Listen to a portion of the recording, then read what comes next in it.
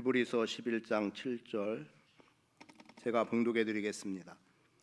믿음으로 노아는 아직 보이지 않는 일에 경고하심을 받아 경외함으로 방주를 준비하여 그 집을 구원하였으니 이로 말미암아 세상을 정죄하고 믿음을 따르는 의의 상속자가 되었느니라.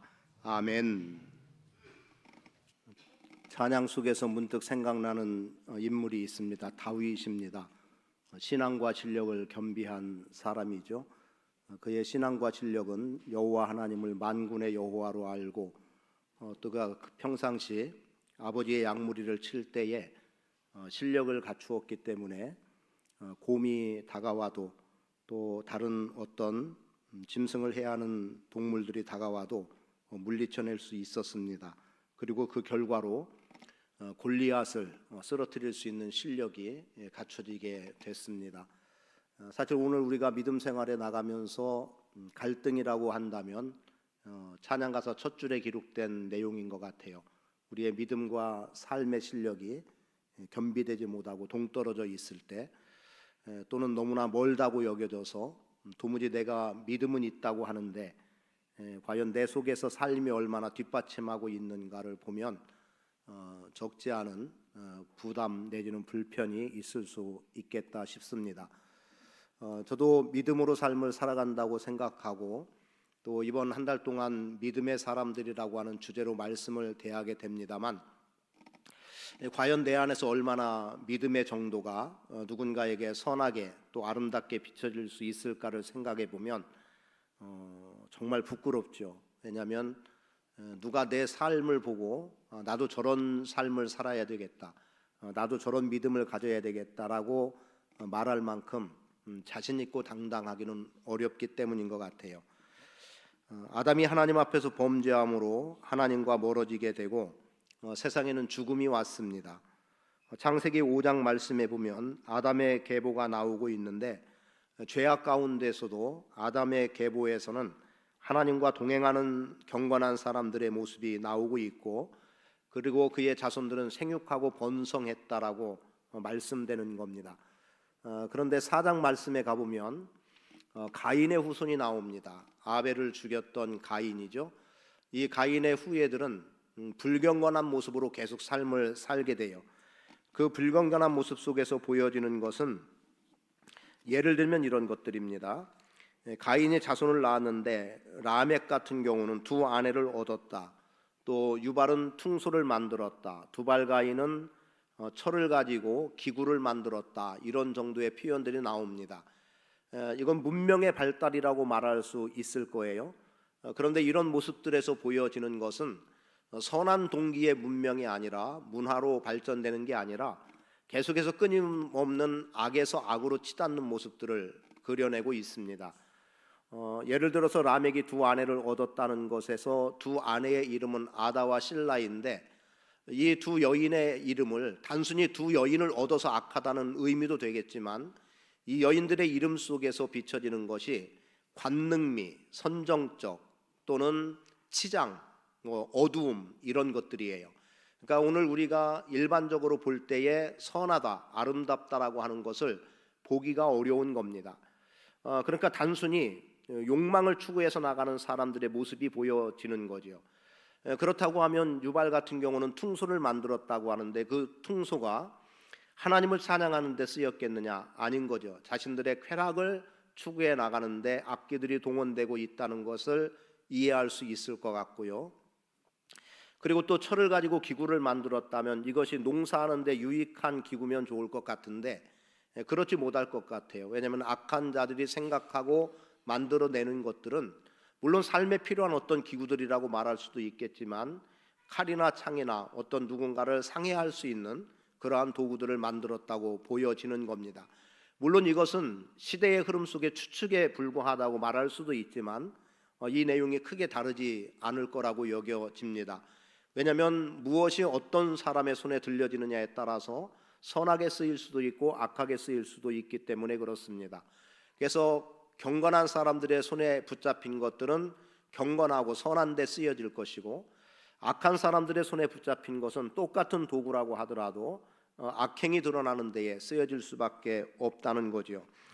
그런 가운데 하나님께서는 그들이 생육하고 번성해 나가는 정도가 확장되어지면서 어떤 고민스러움이 생기냐면, 그래도 경건하다고 일컬었던 사람들마저도 이제 악의 길로 빠지게 되는 거예요. 그게 창세기 6장 1절에 기록이 됩니다. 자, 창세기 말씀으로 한번 가보겠습니다. 창세기 6장 1절에 보면, 사람이 땅 위에 번성하기 시작할 때에 그들에게서 딸들이 나니 하나님의 아들들이 사람의 딸들의 아름다움을 보고 자기들이 좋아하는 모든 여자를 아내로 삼는지라. 여자를 아내로 삼는다는 게 뭐 크게 문제가 되겠습니까? 그런데 그 내용에도 보면 아름다움을 보고 있다는 거죠. 그런데 이 아름다움이 신앙적인 면의 아름다움이 아니라, 내면의 아름다움이 아니라 겉모습, 겉치장의 아름다움을 추구하고 있더라는 겁니다. 근데 우리가 이해하기 어려운 내용 하나가 있습니다. 하나님의 아들들과 사람의 딸로 표현되어지는 내용 속에서 하나님의 아들들은 누구고 사람의 딸들은 누구겠느냐는 거죠.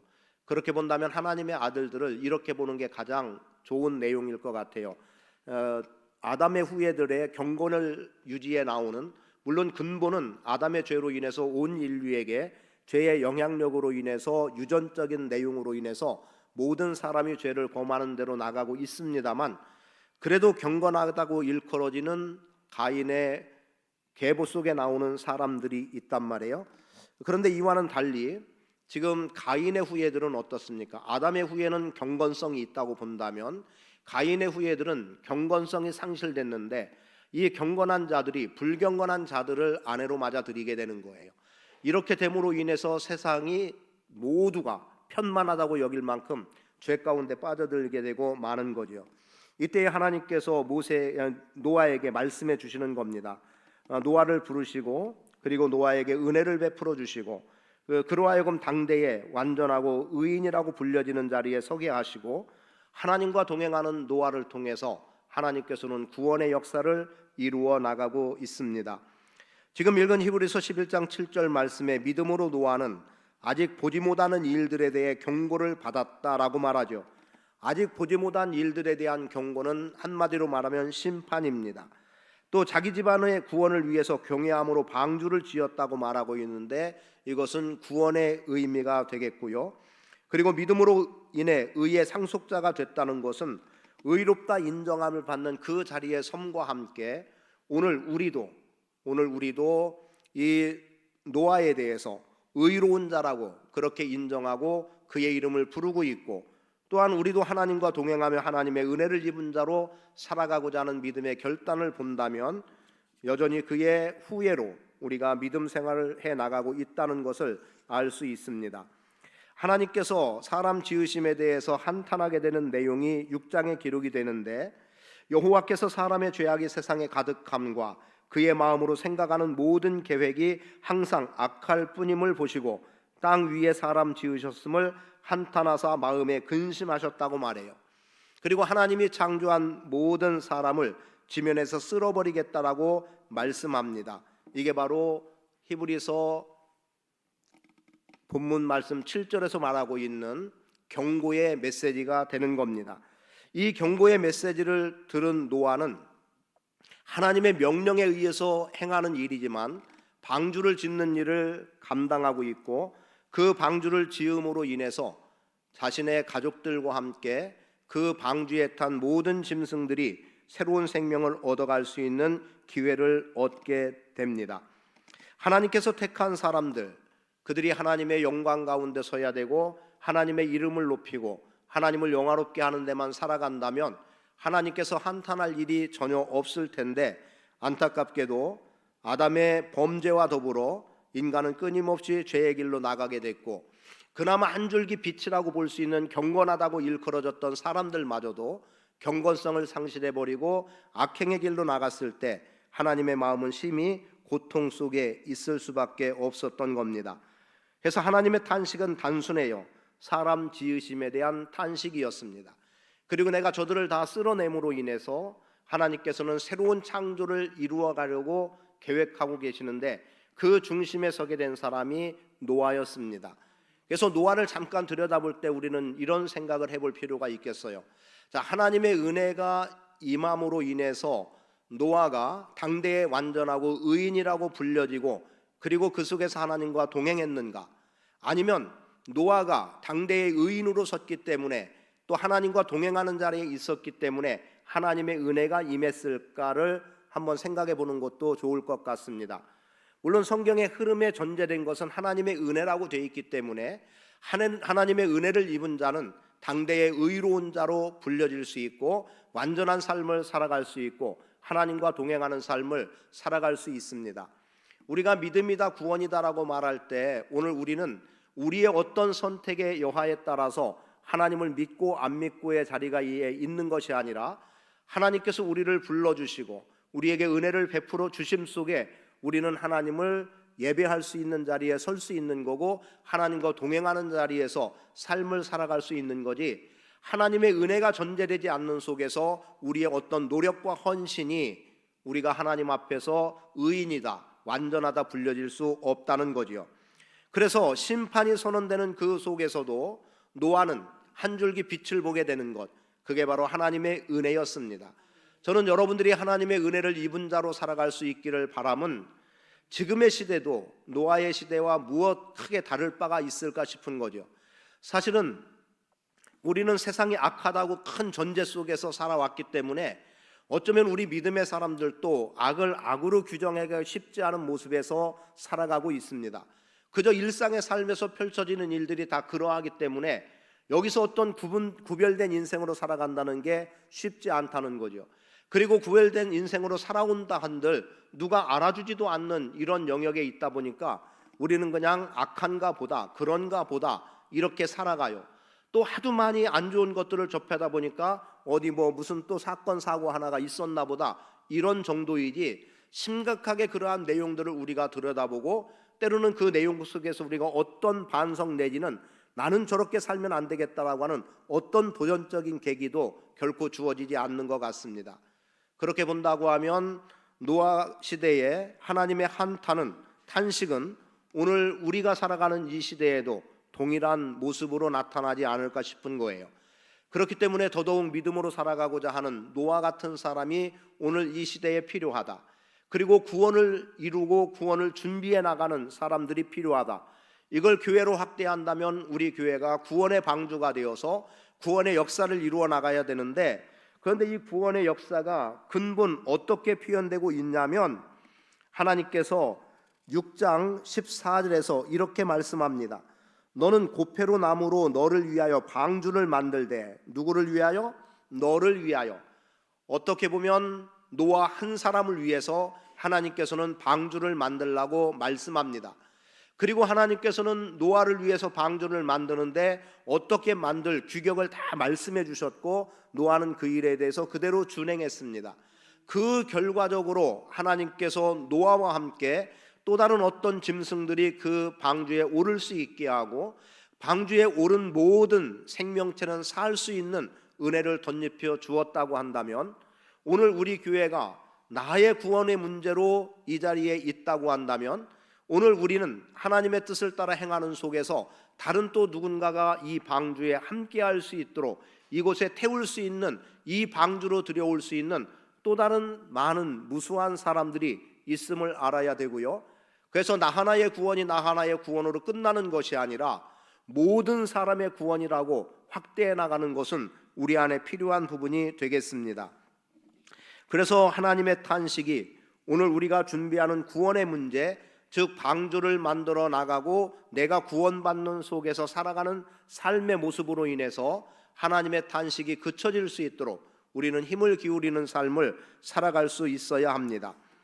이런 하나님의 탄식이 있을 때 하나님의 은혜를 입은 노아의 모습을 6장에서 보게 되는데요, 6장에서 이렇게 기록하고 있습니다. 8절에 보면 그러나 노아는 여호와께 은혜를 입었더라.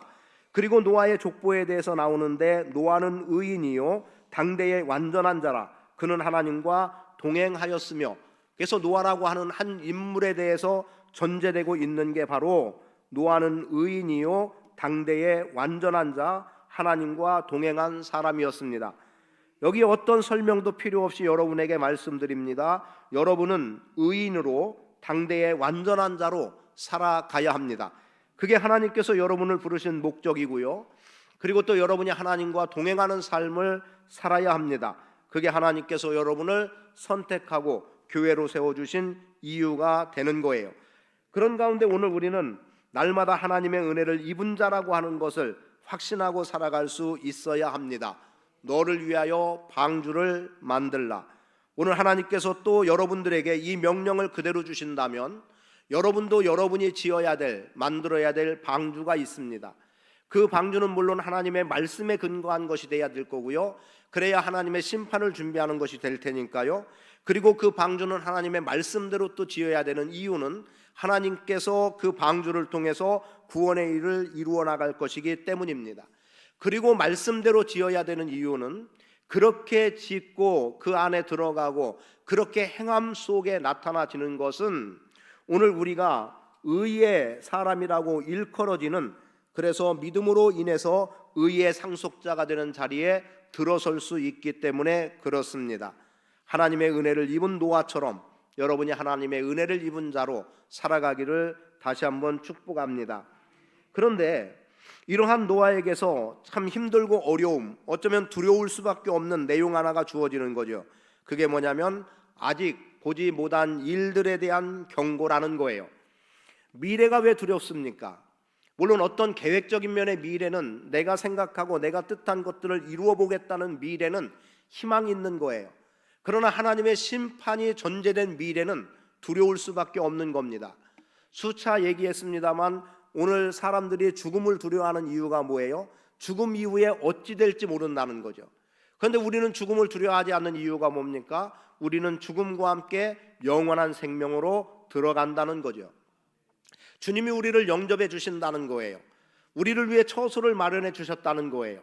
그래서 우리가 죽게 되면 주님이 예비해 놓고 마련한 처소로 들어가는 인생이 되기 때문에, 영생의 길로 들어가기 때문에 우리는 죽음을 두려워하지 않고 죽음 자체를 잠이라고까지 말을 하는 이유가 거기에 있습니다. 그러나 죽음 이후에 우리가 보통 지옥을 생각하고 그려보는 것처럼 정말 불구덩이 속에 떨어질 나라고 생각한다면 두려울 수밖에 없는 거지요. 내가 거기서 영원히 꺼지지 않는 불에서, 그 지옥불에서 내가 고통하고 있는 것을 생각한다면, 여러분이 얼마나 느끼는지 모르지만 부자와 나사로의 이야기 속에서 지금 부자가 지옥불에서 고통하고 있는 모습을 보지 않습니까?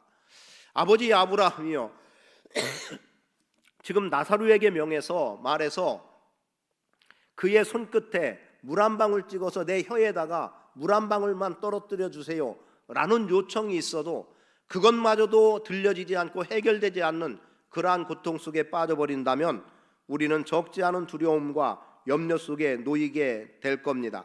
그런데 지금 노아가 그런 상황에 처해 있는 거예요.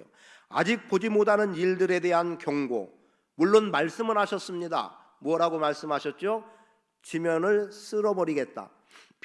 비록 지면을 쓸어버리겠다고 그렇게 말씀하는 속에서 언제 그런 일이 일어날지 사실은 노아는 모르는 거예요.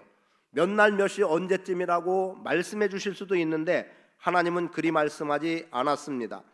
그러한 경고 때문에 노아는 더더욱 이 심판에 대한 중함을 인식할 수밖에 없었겠죠. 그런데 이러한 심판은 오늘 우리에게도 동일하게 주어지는 겁니다. 노아에게 주어진 하나님의 심판은 40일 밤낮으로 땅에 비를 내리겠다는 겁니다. 그래서 모든 생물을 지면에서 쓸어버리겠다는 경고의 말씀을 주신 거예요. 그런데 그 속에서도 노아가 입는 은혜가 있었습니다. 생명을 보존해 주겠다라는 겁니다.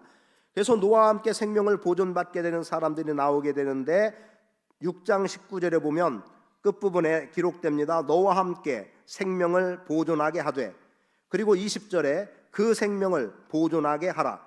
그리고 노아는 그와 같이 하여 하나님이 자기에게 명한 대로 다 준행했다라고 기록하고 있어요. 자, 미래를 예측할 수 없는 곳에 하나님의 말씀이 떨어졌습니다. 과연 그 말씀을 온전하게 지켜나갈 수 있을까? 그대로 행할 수 있을까? 그것은 우리 각자의 신앙의 정도에 따라 다르겠습니다만, 아직 보이지 못하는 일들에 대한 경고가 주어지는 심판이 주어지더라도 여러분은 주님의 말씀을 믿고 따를 수 있는 삶을 살아갈 수 있기를 축복합니다. 여러분, 하나님의 심판은 돌이켜지지 않는 거예요. 하나님께서 40일 동안 비를 내리겠다고 해서 비를 내리는 그 순간부터 40일 동안 비는 그쳐지지 않는 겁니다. 아니, 하나님 잠깐만요. 내가 조금만 준비할 시간을 주세요. 내가 비를 피할 수 있을 만큼 시간을 주세요 라고 우리가 요청한다 하더라도 하나님은 당신이 정한 그때에 비를 내리기 시작하는 겁니다. 심판에 대해서 여러 군데서 찾기보다는 요한계시록은 여러분들이 읽으셔서 알겠지만 거기에서도 심판에 대한 메시지가 강력하게 나오고 있습니다만 아주 단순하게 보여지는 내용 하나는 마태복음 25장에 기록이 되어 있습니다. 양과 염소의 무리를 구분해 놓고 양의 무리와 염소의 무리에 대해서 처분하고 있는 내용을 아시지 않습니까? 염소의 무리는 어떻습니까? 불법을 행하는 자들, 불의한 자들로 취급을 받게 되고 그들은 그 어떤 경건한 삶 내지는 이웃을 사랑하는 나눔이라고 하는 삶은 살지 않았어요.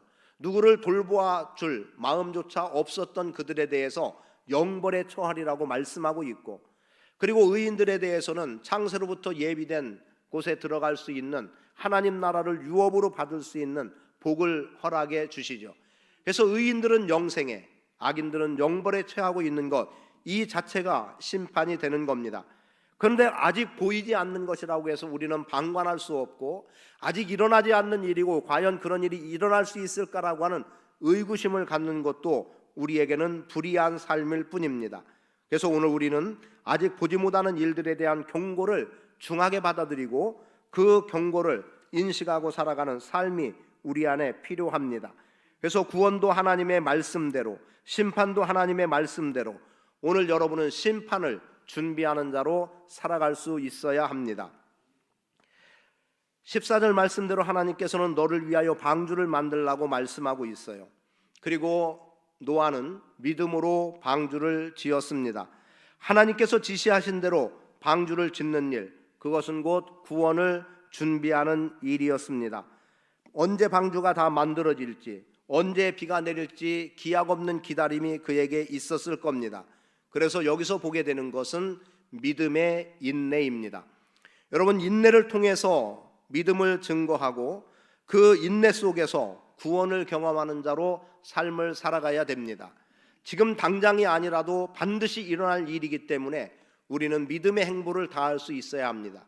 그리고 오직 예수 그리스도라고 하는 표대를 향하여 나가는 게 우리 믿음의 사람들의 삶의 역사가 되어야 합니다. 믿음에는 인내가 따라야 된다는 사실을 기억하고, 그리고 믿음 없이는 감당할 수 없는 일들에 대해서 꾸준히 참고 기다리고 인내함 속에서 주님께서 이루고자 하시는 일들을 성취해 나갈 수 있는 그 자리에 서기를 축복합니다. 무엇보다 여러분들이 구원의 문제를 다룰 때도 인내를 기억하세요. 노아 뭐라고 말합니까? 우리가 어렸을 때 아마도 여러분들이 교회 학교를 통해서 접했다면 노아 할아버지 방주를 짓는다는 거죠. 노아 할아버지가. 근데 방주 몇 년 동안 지었다고 말하고 있어요? 방주를 지은 횟수가 몇 년이에요? 120년. 성경에서는 답을 만들어 놓지 않았어요. 몇 년이라고 말하지 않았고 우리는 120년이라고 흔히 들어왔던 일입니다. 근데 사실은 120년이라고 말하기는 어렵죠. 왜냐하면 하나님의 부름이 있었을 그때, 그리고 자식들을 낳은 때, 그리고 이들은 이미 결혼을 했잖아요. 자식들이 결혼한 거 다 계산해보고 노아가 죽었을 그때, 홍수가 내리던 그때를 계산하면 아마도 60년에서 80년 정도, 그 기간 전부가 방주를 짓는 기간이었다면 그 정도 될 것 같아요. 그런데 이제 120이라고 하는 내용은 또 다른 면에서 불려지기 때문에 120을 이야기를 하고 있습니다만, 어찌됐든 120년이 됐든 100년이 됐든 50년이 됐든 10년이 됐든 그것은 인내의 때입니다. 얼마나 기다림의 때예요. 그리고 그 기간 동안 얼마나 성실하게 일을 하고 있느냐는 거죠. 주님께서 명령한 것을 얼마나 행하고 있느냐라는 겁니다. 그래서 오늘 여러분의 삶 속에서는 언제일지 모를 끝없는 기다림처럼 여겨지는 것이라 할지라도 인내함으로 끝까지 믿음의 걸음을 걸어가는 삶의 태도가 필요하고, 그때 결국 오늘 우리에게 주어지는 것은 구원이라고 하는 놀라운 은혜가 경험되는 겁니다. 저는 여러분 인생에 인내를 통한 믿음의 증거와 인내를 통한 믿음을 통해 구원에 이르는 은혜가 여러분 삶 속에 주어지기를 바라고, 여호와의 말씀대로 너를 위하여 방주를 만들라고 했을 때 노아는 방주를 만들므로 인해서 자기와 자기 가족을 구원에 이르게 했고, 그리고 하나님께서 새로운 창조의 역사를 이루어 나가는 일에 노아가 깊이 관여되고 헌신되었음을 보게 되는 겁니다. 그래서 결국 노아는 의롭다고 인정함을 받은 자가 됐고 그 의의 길에 삶을 살아가는 거예요. 자, 창세기 9장 1절을 한번 보도록 하겠습니다. 중간 과정은 다 접어두고요. 9장 1절, 8장에서는 이제 홍수가 끝나고 땅이 마른 후에 노아가 하나님 앞에 번제를 드리는 것으로 또 그의 믿음, 의로움을, 경건함을 보여주고 있고요. 9장 1절 같이 한번 읽어보겠습니다. 시작. 하나님이 노아와 그 아들들에게 복을 주시며 그들에게 이르시되 생육하고 번성하여 땅에 충만하라. 왜 새 창조라고 말하는지 이해되시죠? 생육하고 번성하여 땅에 충만하라. 어디에 나오는 말씀입니까? 창세기 1장 28절에 하나님께서 사람을 지으시고 사람들에게 복을 주실 때 그들에게 이르시되, 이렇게 기록합니다. 하나님이 그들에게 복을 주시며 그들에게 이르시되 생육하고 번성하여 땅에 충만하라, 땅을 정복하라 라고 말씀해요. 즉 노아는 한 세대가 끝나고 새로운 세대를 만들어가는, 또는 하나님의 첫 번째 창조가 마치 실패처럼, 아담과 하와가 범죄함으로 실패처럼 끝나버린 그 세대를 하나님이 심판하시고 새로운 창조로 이어나가는 그 중간에 서 있는 사람이 노아입니다. 그리고 처음 사람을 지으셨을 때 생육하고 번성하라고 하는 말씀 그대로 노아와 그의 아들들에게 하나님께서는 생육하고 번성하라고 말씀하고 있죠. 소위 죄를 가지고 있다는 모든 호흡하는 자들은 다 죽은 거예요. 방주 안에 들어오지 못한 방주 밖의 사람 내지는 호흡하는 짐승들은 다 죽었습니다. 그 말은 죄의 삭은 사망이라고 하는 선언 그대로 죄를 가지고 있는 사람들은 모두 죽은 거예요. 그러나 이제 노아를 통해서 구원의 은혜를 경험하고 방주 안으로 들어온 짐승과 노아의 가족들은 하나님께서 새롭게 만들어가는 창조의 질서 속에 살아가는 자들이 될 겁니다. 그리고 그들을 통해서 하나님은 끊임없이 생육하고 번성하는 길을 만들어 나갈 것이고, 그리고 그 결과가 오늘 우리에게까지 미치고 오늘 우리가 의롭다 인정함을 받은 자로 살아갈 수 있는 길이 열려지게 되는 겁니다. 새 창조의 역사가 이루어진 것처럼 오늘 저는 여러분들이 하나님의 말씀에 순종하고 하나님의 은혜 안에 거하고 하나님과 동행하는 삶을 살아가는 속에서 무엇보다 구원을 준비하는 삶을 사시기를 축복합니다. 구원을 준비한다는 얘기는 첫째 나에게 있어서 나는 예수 믿고 구원받았다라고 선언된 여기는 예수를 믿음으로 말미암아 죄의 문제가 해결되고 의롭다 인정함을 받음이에요. 그리고 주님 다시 오시는 이 시점에 영광스러움을 경험하는, 영생에 들어가는 요 영화로운 구원을 여러분은 반드시 경험해야 합니다. 그래서 지금 살아가는 이 과정이 구원을 계속해서 준비하는, 구원받은 자로서 죄의 삭슨 사망의 선언에서 자유한 자로서 삶을 살면서 주님 나라 영광을 보는 그 시점까지 구원을 이루어 나가는, 준비하는 자로 살아가야 됩니다. 여기에서는 끊임없이 방주를 짓는 일이 여러분에게 필요한 거예요. 그래서 누구라도 나와 함께 구원에 이르게 하는 그 작업을 철저하게 해 나갈 수 있어야 합니다. 특히 교회를 방주라고 말하는 이유가 있지 않습니까? 그래서 다른 사람에게도 구원을 준비하는 기간으로 갈 수 있도록. 그래서 오늘 우리의 방주 안에 누구라도 들어오면 되는 거예요. 그들도 언제일지 모를 때 방주 안으로 들어올 기회가 올 겁니다. 그것은 그들의 걸음의 행보 속에 어느 시점이 되겠죠. 그때를 우리 또한 언제인지 모릅니다. 그들도 그들의 심판은 언제인지 모릅니다. 그러나 반드시 심판은 있기 때문에 그들도 방주 안으로 들어올 수 있도록 행하는 일, 우리의 과제여야 합니다. 여러분, 구원 받았습니다. 하나님의 백성이 됐습니다. 영생을 소유했습니다.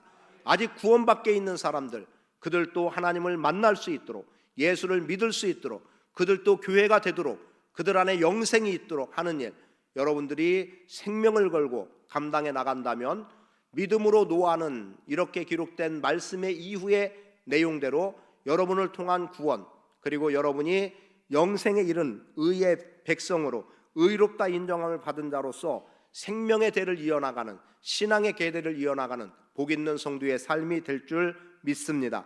그 믿음의 행보를 걸어가는 창조의 역사를 새롭게 써나가는 복된 인생 되시기를 바라고, 오늘 여러분과 우리 교회 안에 생육하고 번성하라, 땅에 충만하라, 땅을 정복하라는 이 명령이 우리 교회를 통해서 여러분 각자의 인생을 통해서 성취되기를 축복합니다. 찬송가 251장 하나님께 올려드리며 봉헌하겠습니다.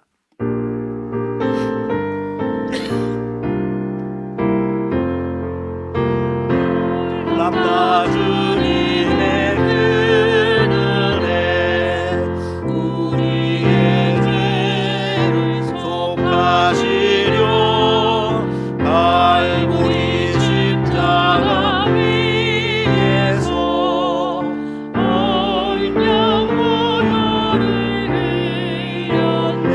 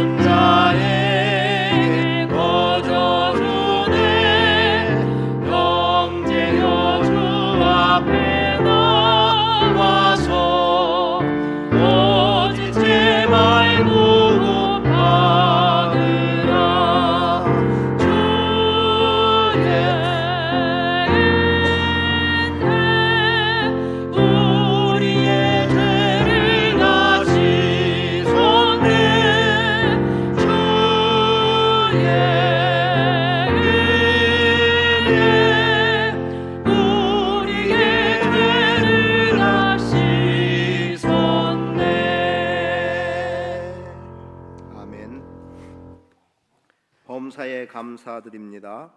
저를 만드시고 하나님 자녀로 살고 있음에 참 감사합니다. 한 주간 동안 지켜주신 하나님 은혜 감사합니다. 언제나 동행해 주시는 주님 부족함 없이 채워주심을 감사합니다. 모든 것이 주님의 은혜입니다. 일상 가운데서도 순간순간 하나님의 은혜를 깨달아 감사드립니다.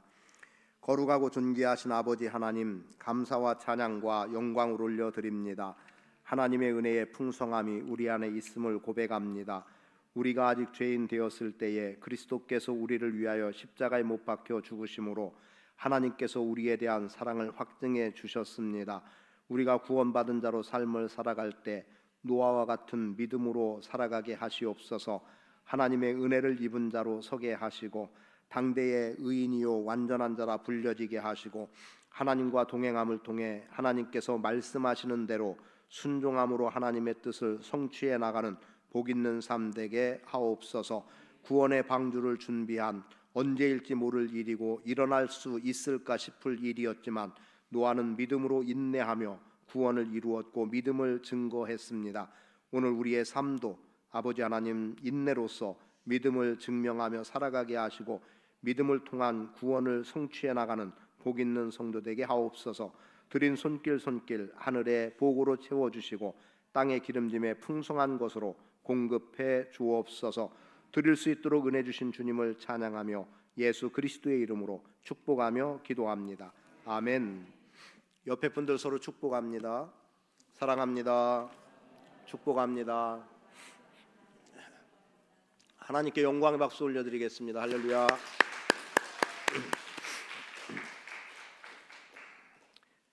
여러분 삶 속에 주의 도우심의 은혜가 충만하기를 축복합니다. 부활절 관련해서 광고 드립니다. 부활절은 4월 20일 셋째 주일 되겠는데요. 지금 사순절 절기 기간을 지나고 있습니다. 신약 일독하기 진행하고 있고요. 또 종려주일에는 주의 만찬 하도록 합니다. 고난주간에는 특별 새벽 기도회 한 주간 갖겠습니다. 그리고 부활절에는 부활주일 축하 예배와 함께 오후에는 침례식 진행합니다. 먼저 사순절 성경 일독하기에 대해서만 좀 더 보충해서 드리면 제가 부흥회 때 여러분들에게 그 노트에다가 부흥회 할 때의 메시지 이렇게 감동되고 은혜되는 것 받아 적어서 제출해 달라고 했었습니다. 그건 제가 내용을 들여다보겠다는 게 아니고 그 제출하신 분들과 겸해서 사순절 신약 일독하게 하신 분들 선물 드리겠다고 했는데요. 지금 선물은 100명분 사놓았습니다. 구입해 놨고요. 어떻게 진행하고 싶으냐면 읽으시라는 데 방점을 두고 말씀드립니다. 지금 계속 읽으시는 분들 4월 첫째 주까지 계속 읽으신 분들 4월 6일이 주일이죠. 4월 5일까지 읽으신 분들이 저한테 메시지를 보내주세요. 카톡이나 문자로 어디까지 읽었다고. 꾸준히 읽으신 분들은 19일까지 계속 읽어서 일독을 하실 거라고 전제를 하고 그때 시상을 하겠습니다. 선물을 드리겠어요. 시상보다 선물 드리고 읽지 못하신 분들은 더 분발해서 읽으셔서 19일까지 읽으시면 돼요. 물론 또 선물 보시고 이게 뭐 선물이냐고 또 안 하실 분들이 있을지 모르겠는데 어쨌든 그렇게 진행을 하겠습니다. 그래서 중간에 다 읽을 걸 전제하고 그때까지 꾸준히 읽으신 분들은 다 읽으시는 거 전제하고 중간에 선물 드리겠습니다. 그리고 나머지는 19일 날까지 또 다 읽으신 거 해서 아니면 저는 항상 조금 여유를 더 뒀기 때문에 그때 가서 일주일 더 늘릴 수도 있어요. 그러나 분명한 것은 일독하는 분들 드리겠는데 100명분으로 모자랄지도 모르겠어요. 왜냐하면 지금 아이들도 다 지금 진행을 하고 있기 때문에 아이들 소리 들어보면 참 귀엽고 진짜 어떤 땐 감동이 되기도 해요. 읽어주면 아이들이 따라서 그대로 한마디 한마디 해 나가는데요. 먼저 아멘 하더라고요. 또 그런 모습도 봐요. 다 한 절이 끝나는데 읽어주는 엄마나 아빠보다 먼저 아멘 하더라고요. 그런 모습들도 볼 수 있어서 감사하고요. 아이들도 동일한 선물을 줍니다. 선물은 구분하지 않고 다 동일한 걸로 드리겠습니다. 그렇게 하시고 4월 5일까지 꾸준하게 읽으신 분들은 그날까지 읽은 내용을 저에게 꼭 톡을 주셔서 거기까지 읽으신 분은 아마도 그렇게 되면 어떻게 될까요? 4월 5일 고린도후서까지 읽으시면 시상하도록 하겠습니다. 읽으신 분에 한해서 그렇게 이해해 주시면 좋겠습니다. 생일 축하드립니다. 박인식 집사님, 이한순 자매님 17일, 송진희 자매님 19일, 이형자 권사님 21일, 황규영 집사님 22일 생일 맞습니다. 박수로 축복합니다. 네, 감사합니다. 기도하겠습니다. 아버지 하나님 고맙습니다. 믿음으로 아벨은 가인보다 더 나은 제사를 드렸습니다. 믿음이 하나님이 받으시는 예배가 됐습니다. 믿음으로 노아는 장래에 어떤 일이 일어날지 모르는 상황에서도 방주를 짓는 일을 감당했습니다. 그리고 가정이 구원에 이르렀습니다. 또 방주에 탄 모든 짐승들이 새 생명을 얻어서 새롭게 창조의 역사를 이루어 나갈 수 있었습니다. 오늘 우리도 그러한 믿음을 갖게 하셔서 하나님의 은혜를 입은 자로 살아가게 하시고 우리의 믿음 또 우리의 방주에 준비된 것을 통해서 많은 영혼들이 주님 앞에 나오게 하시고 무엇보다 우리 교회가 당시 노아의 방주와 같은 아름다운 방주가 되게 하셔서 영혼들이 구원에 이르는 은혜를 맛보고 체험하고 여전히 새 창조가 일어날 수 있는 은혜를 덧입도록 함께해 주옵소서. 그 일에 우리 성도들 헌신함으로 살아가게 하시고 가정 구원을 위해서 힘쓰는 복된 성도들 되게 하옵소서. 이제는 우리 주 예수 그리스도의 무한하신 은혜와 아버지 하나님의 극진하신 사랑하심과 성령님의 교통하심이 믿음으로 방주를 지어 하나님께 영광 돌리며 구원의 역사를 이루기 원하는 주의 사람들 머리 위에 이제로부터 영원히 함께 하실지어다. 아멘. 주님 한번 부르고 내가 또 우리 교회가 구원의 방주의 역할 되도록 기도하고요. 또 힘들고 어려워도 인내로서 믿음의 경주를 다하도록 기도하고 자유롭게 내려가 식사합니다. 주여 아버지 은혜로 함께 하시옵소서. 주님